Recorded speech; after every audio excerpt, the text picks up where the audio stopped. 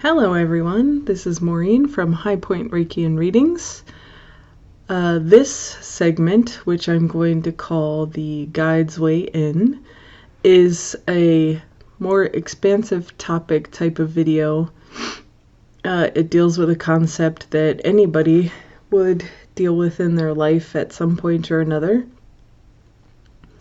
And not only have I written down my own thoughts about the topic, but I also have my channels open in case the guides want to add anything in as I'm speaking. And I'll try to give them credit when that does happen, so you'll know how it all works. You can see it. I did make a little list of points I want to cover, so if you see me looking over there, I apologize. I'm really bad at staying on the topic point that I'm trying to make, so I figured I'd better get organized. I'm going to try to do one of these every Saturday, and the first topic I decided to talk about is grief. It's a big topic, and it's something that everybody will go through at some point in their life if they haven't already, and I figure we should talk about it. It's good to talk about the big topics, even when they're scary. My experience with grief is when I was 19 years old, I lost my mother to lung cancer. And she was diagnosed about 1.5 years before, so she had some time to try to fight it.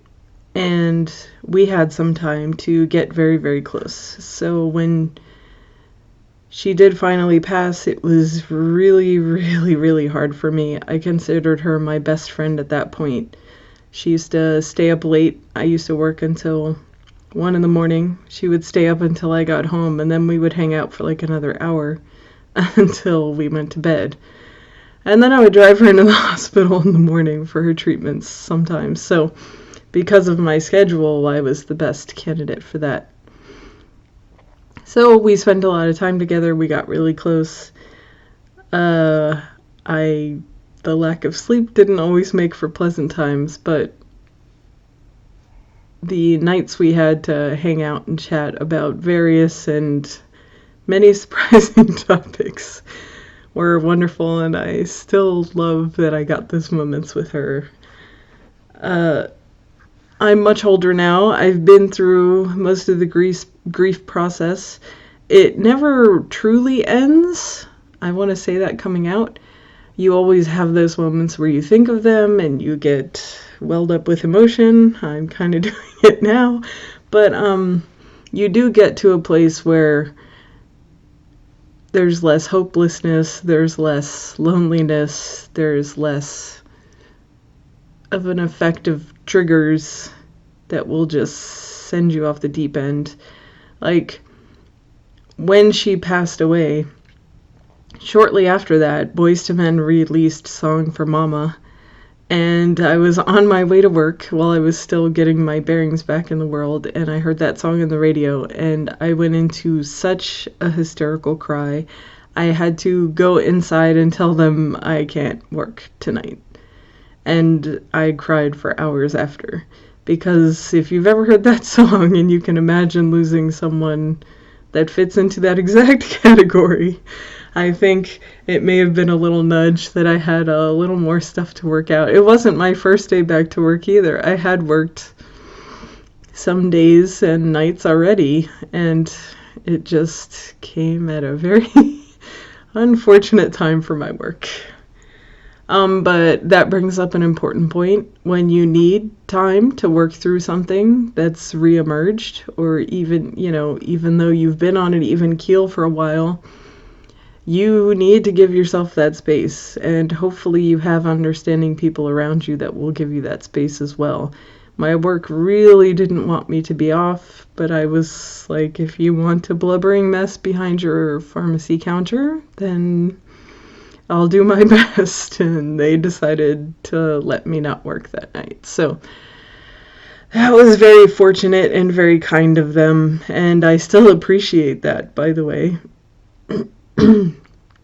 I may do a lot of throat clearing because I don't talk about this that much, It's still a tricky subject for me at times, so that's just my throat chakra having its little effects as a result.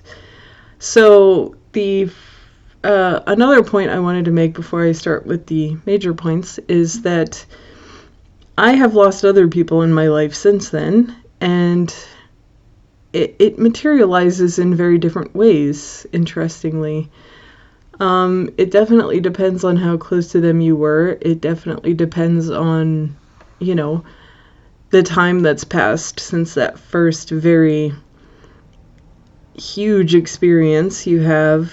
I believe that everybody has at least one huge experience of it in their life. Maybe not everybody, but most people will have that experience.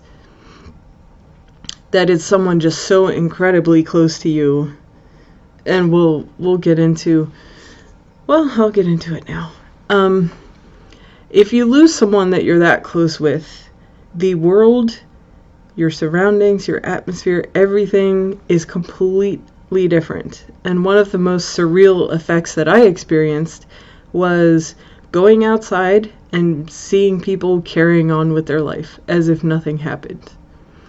It was such a gigantic feeling for me.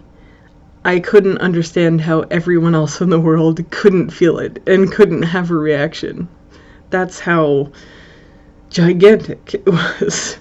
And so, it just takes some work to get through those moments. It takes some support, and it takes you just pulling up every resource you can, but also allowing yourself the time. So let's start getting into the points. The first point is all emotions are okay. All of them. Anger, sadness. It's likely if it's someone incredibly close to you, you're going to even go into a period of depression. You do want to surround yourself with people you can talk to that will actually listen to you. If they're just trying to offer you nice things to say, and people try, this is something I experienced, they try to say the thing that they think is going to help heal you. But, for instance, my mother had cancer. She was very bad off at the end. I even gave her permission, not that she needed my permission, but I said, it's okay. We'll be okay. I don't want you to suffer anymore. Because she was very bad off at the end. And it was hard to hear people say things like, well, she's in a better place now. She's better off. Because I knew if she had her choice, she would have never gotten cancer and she would have stayed with us. So hearing people say things like that it doesn't have a very healing effect when you're still in the very beginning throes of the whole emotional journey of grief. But it's okay to be angry. It's okay to be incredibly sad. It's okay to hear a song on the radio and think of them and start crying, or see something on TV, or even something out in nature. Even nature things will do it to you sometimes. It depends on how impacted you are by the loss, how close you were to them. And even if you weren't close to the person, if it hits you in a way that's very personal, even then, like a lot of people will look at people who are grieving over someone that they weren't that close to.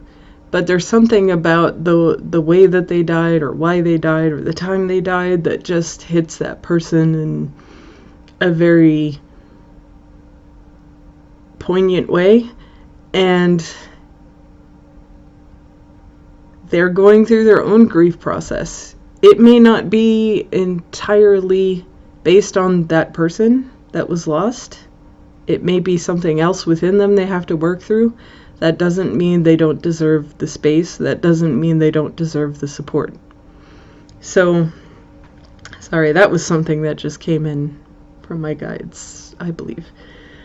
I wanted to talk about emotions that people don't expect. If the person you loved was disabled or limited in some way, once you start to get back out in the world and have experiences, if you get to do something that they could never do or could no longer do at the end, you may feel guilt about that. That's a natural response. It's okay. You want to give that space, but you want to tell yourself it's okay that you're doing the thing you're doing. You shouldn't stop what you're doing. You know, try to reflect on all the work it took you to get out there in the first place and do that thing, and all of the healing that's occurred, and all of that sort of thing. You want to give yourself credit for that. You want to give yourself permission. And honestly, if the person loved you, they would want you to be doing those things. That doesn't mean those guilt feelings aren't going to come up. It just means give yourself a little forgiveness in the situation. Another thing you may feel is relief. If caring for that person was a huge strain on your home life, on your work life, on all aspects of your life, once they're gone and you realize you don't have to get up and attend to something for them or run them somewhere or run to the store or the pharmacy or the hospital or whatever, all the things you used to do for them, you may feel a sense of relief. And then the guilt might come in. It's okay. They never wanted to be a burden to you in the first place. They really didn't. I know in my mom's case, and I'm sorry, but this is the most poignant experience I've had with grief. That's why I keep going back to that one. If she saw that she was putting a large burden on us, you could kind of see her face fall. You could see the guilt she had for putting us through that. And it was really, really difficult sometimes to see her looking that way, because that was the last thing we wanted her to be feeling at that time. But relief is okay, because they didn't want to be that kind of strain or burden, and they know you didn't, well, hopefully they know you didn't think of them that way, but as I said, my mom probably thought of herself that way, but they didn't want that. And you shouldn't feel bad for not having to do all the things you once did for them. And that feeling good in a way. That feeling like being able to relax, being able to have more time. Because they didn't want to take all of that time out of your day, out of your life in the first place. Another thing that I definitely experienced once or twice, once you get really far into the grief process and a lot of healing has really occurred, you may even forget. And the way it happened for me, my mom used to watch a lot of soap operas, and one of her favorite characters in her favorite soap opera, died or something. And my first instinct was, oh, I have to call my mom and talk to her about this. And then the second emotion was, oh, right, I can't. And that had an emotional response in me as well, obviously. And a guilt response. How could I forget that? How could I forget that someone so important to me isn't here anymore? But that's okay, too. They don't want you to dwell on that for your entire life. They don't want you to be in those dregs of despair forever. They don't want you to be there in the first place, but it can't be helped. If you love them, if you are close to them, it can't be helped. So you should make room for any and all of these emotions, as should the people who are surrounding you in support. And by all means, if you need therapy, if you need to talk to somebody, you should absolutely do that, especially if you don't feel like you have someone that will just listen to you. You should absolutely find someone who will, even if it's a therapist. Even if it's someone who never knew the person. They will listen to you for hours, happily, and try to work through everything with you. And I would say the main time someone outside of the situation, or even like if you start to see someone having harmful or dangerous behavior, they're harming others, they're harming themselves, they're doing completely different sort of personality traits and actions and just making all around bad decisions. And that's not bad decisions based on how you feel people should live their life. That's bad decisions like, I'm gonna go to a bar and drink all kinds of alcohol and go home with whoever's willing to take me. If they're not that kind of person that would ever do something like that, and they do something like that, you may need to intervene.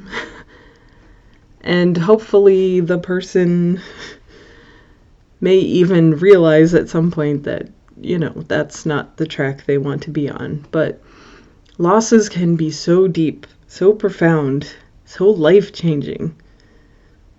Some people have those behaviors emerge as a way to escape because they don't want to deal with it because it's so incredibly hard to deal with it.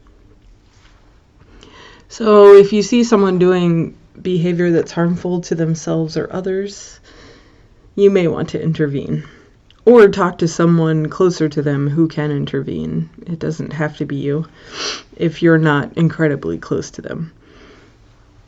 The second point I want to make is about the timeline. There is no timeline. There isn't one. You take all the time that you need. You take all the time that you need. And don't let anybody tell you, get over it. Don't let anybody tell you those emotions should be different now. Don't let anybody tell you, oh, you can't cry like this every day.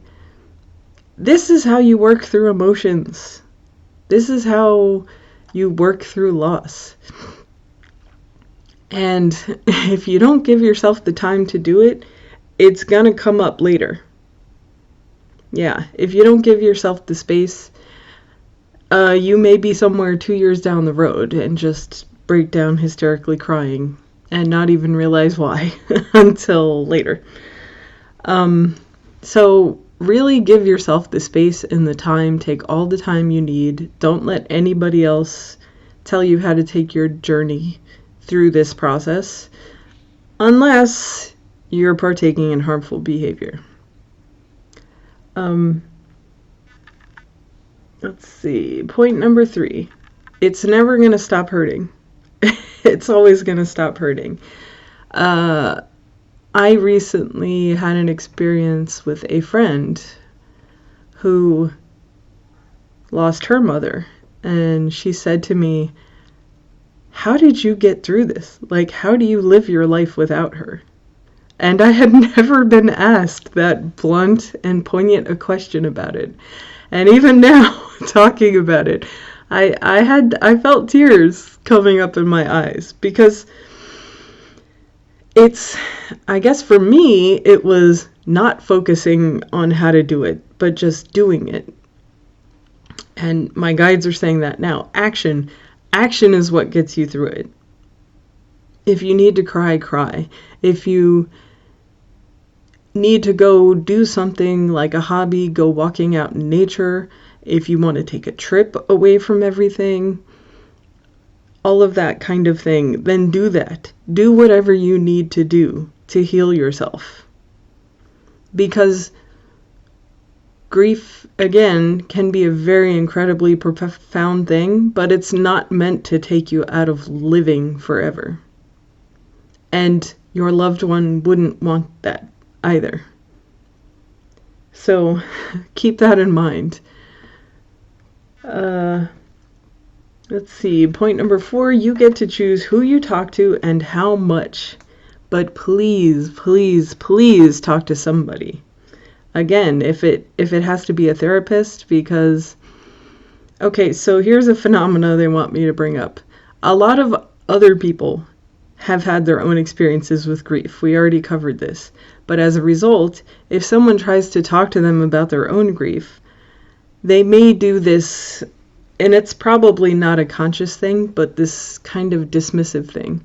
because they don't want to talk about it, because maybe they didn't work all their grief out from their situation, or they're still not out of the woods to the point that they're ready to talk about it. And that's fair. But you have to talk to somebody. And if the person is just saying, I know, but they're in a better place, or, oh, I'm so sorry, that's so terrible, but think of it this way, blah, blah, blah, blah, blah.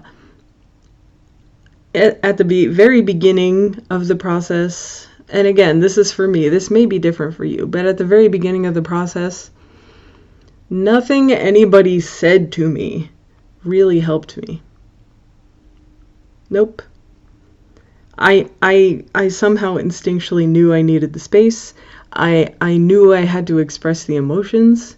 I'm actually a very emotional person, despite what even my friends may think, but I am a very emotional person, and when I need to express emotions, I express emotions, usually even against my will. So I can try with all my might to hold it together, but it doesn't actually happen as much as it even should.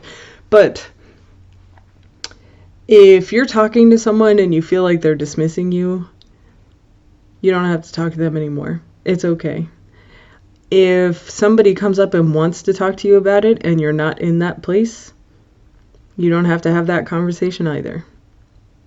And this is a good tip. Maybe I'm going to work some of these tips in here instead. If you want to be supportive of someone going through grief, don't make them talk about it.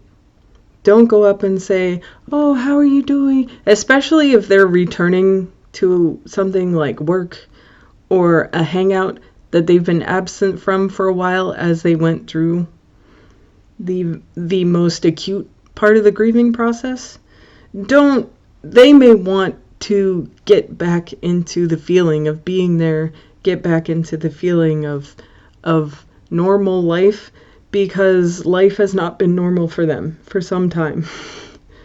And they're not sure they're ready to accept a world without that person in it. So they need the space to find their place within that world and how they're going to navigate it with these new circumstances. So don't push them into talking to you.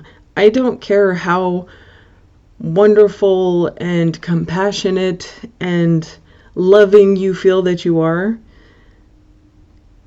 If you are all of those things, then you should understand that they need to come to you. Now, if you want to reach out and say, look, if you ever want to talk about it, I'm here for you.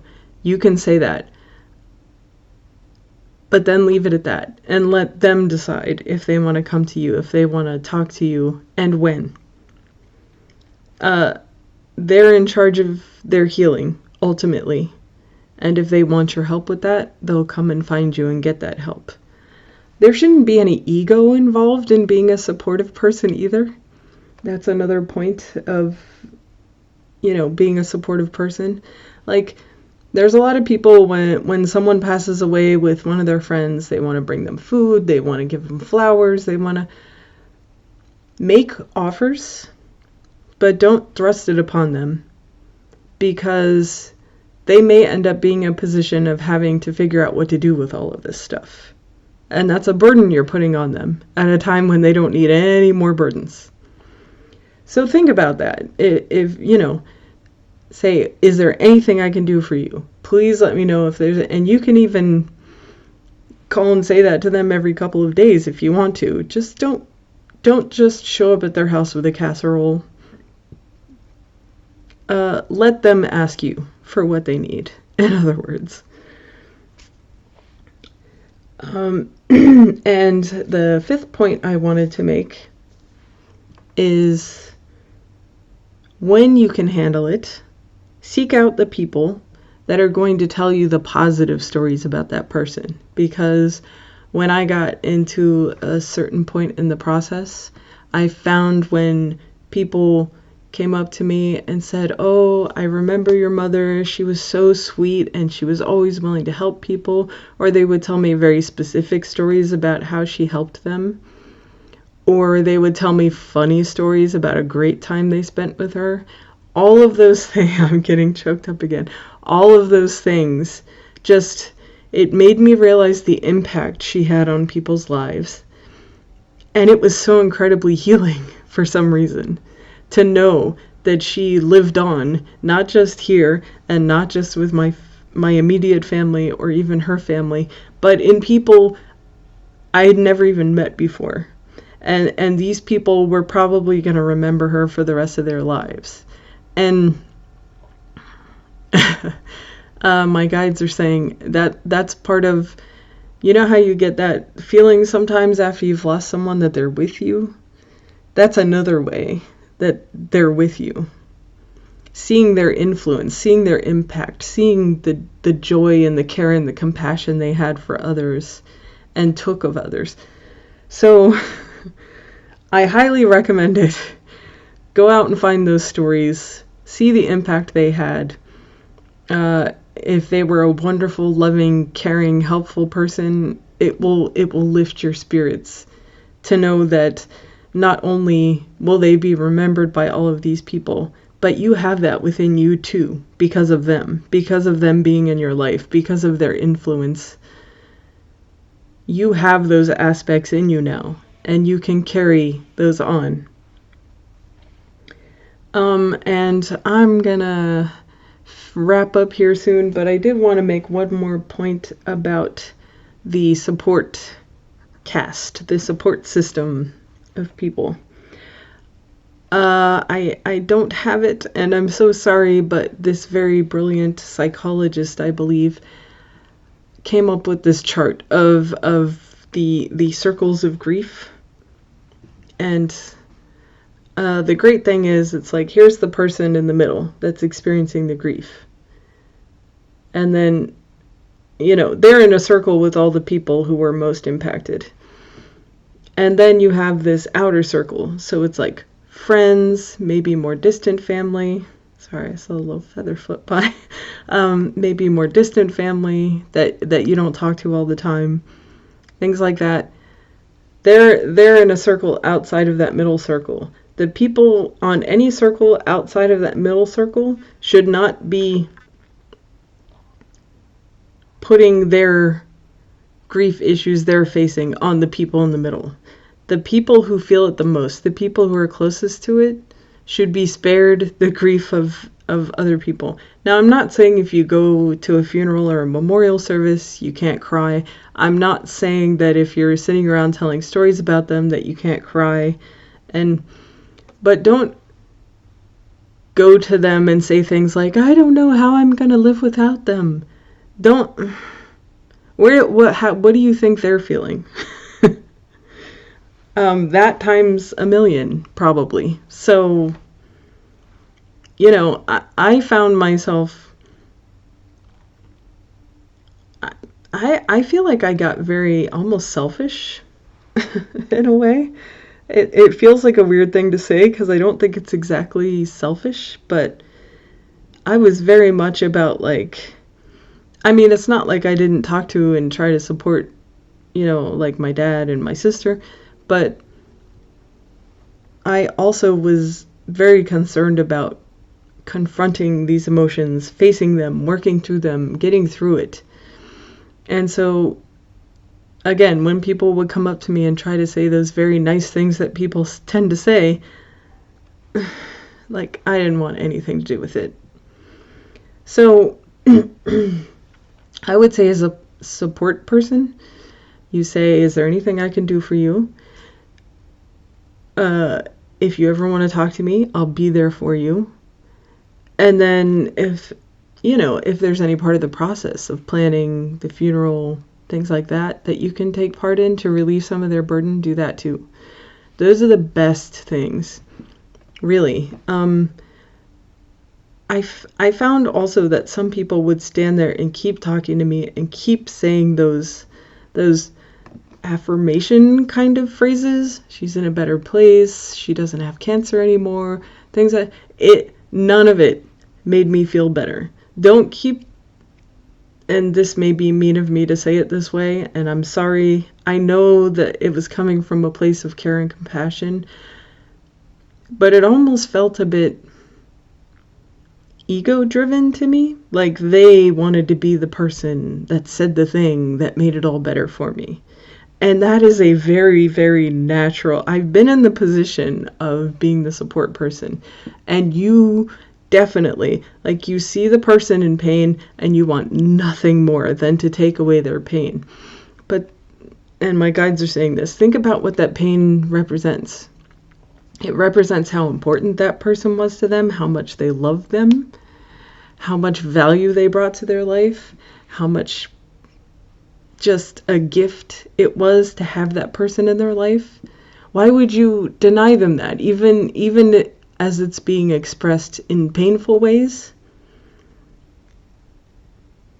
That's just a sign of how big a part of your life they were and how important they were. And the reason they were important were all those good, fabulous, amazing reasons. And so if you can get past the pain and remember all those things, yes, you'll still get choked up, you'll still get emotional, but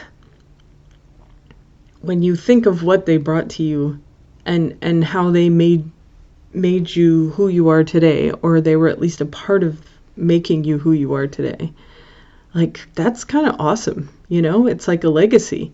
So don't deny the legacy, I guess is a good way to put it. Like, it's a legacy. It really is. So I guess all in all, I guess there's no real summary because it's such a big topic, but let's see, short points. All your emotions are okay, and some weird ones are going to come up. That's okay. Put forgiveness in the mix for yourself too. If any of those weird ones like guilt or forgetting. I actually wrote a song about forgetting the person is gone. It's called Moments I Forget. It's, you know, it's talking about the gigantic pain and how some days when you're starting to get back to normal, it's almost, you get to a point almost in the process where, and this, they're telling me to say this, where you almost feel like you have this torch to carry. Like if I stop thinking about them all the time, then they'll really be lost. But that's not true. And you will, I mean, even at the beginning of the grieving process, you're crying, you stop crying, and then something happens and you start crying again. That's a sign that there's always going to be things. I mean, I had grandmothers who lost their husbands, and years later, we'd be at Thanksgiving or be at Christmas, and they would just start crying, like seeing the family all together at the table, and knowing that person, my grandfather, their husband, wasn't there, just got to them in that moment.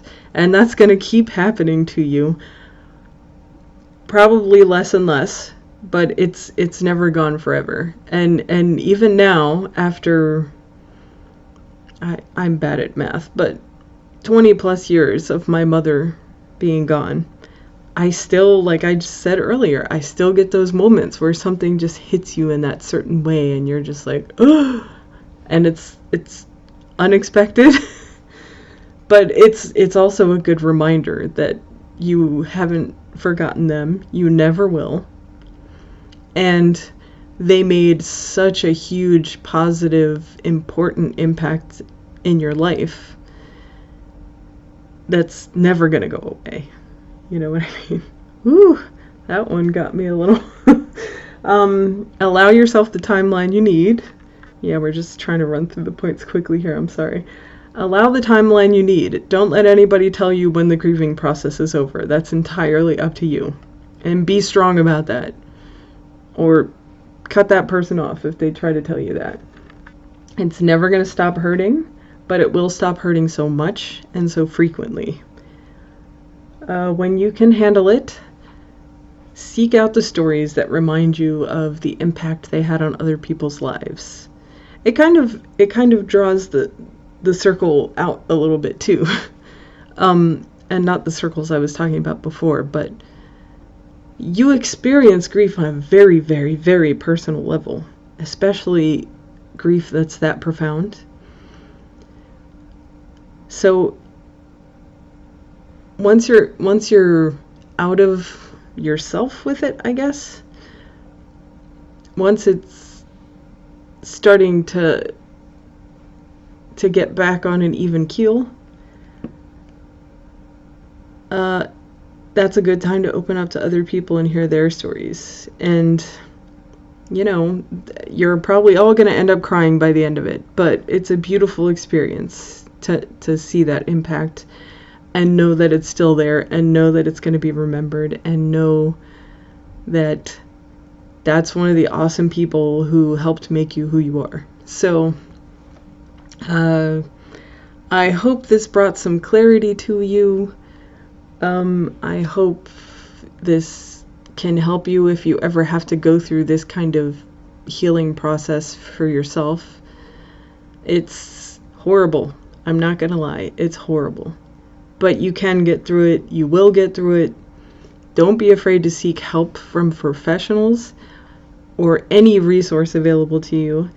And eventually, it's not going to be so bad. One other thing online that I also don't have, if you Google like Reddit grief, there is this beautiful thing this gentleman wrote just in a Reddit thread that describes grief just about as perfectly as one could. And it's been shared around the internet. You've probably seen it. He talks about it being like you've just had a shipwreck and you start out just floating, and that's all you can do. And the waves come and they crash on you, and you feel like you're gonna sink, but you don't. And every day you get through just floating, eventually the waves stop coming so furiously, but they still come. Just like I was saying, the pain never stops. It just kind of makes room for other things sometimes. So anyway, I think that's the end. I hope this was helpful to you in some way. I hope whether you're the person experiencing the grief or supporting someone in the grief, this has given you some advice that you can use if you're ever faced with this very painful experience. And yeah, you're going to get through it. Things are going to get better. They're not gone. They're never going to leave you. You know they're always around you. Look for the signs of them.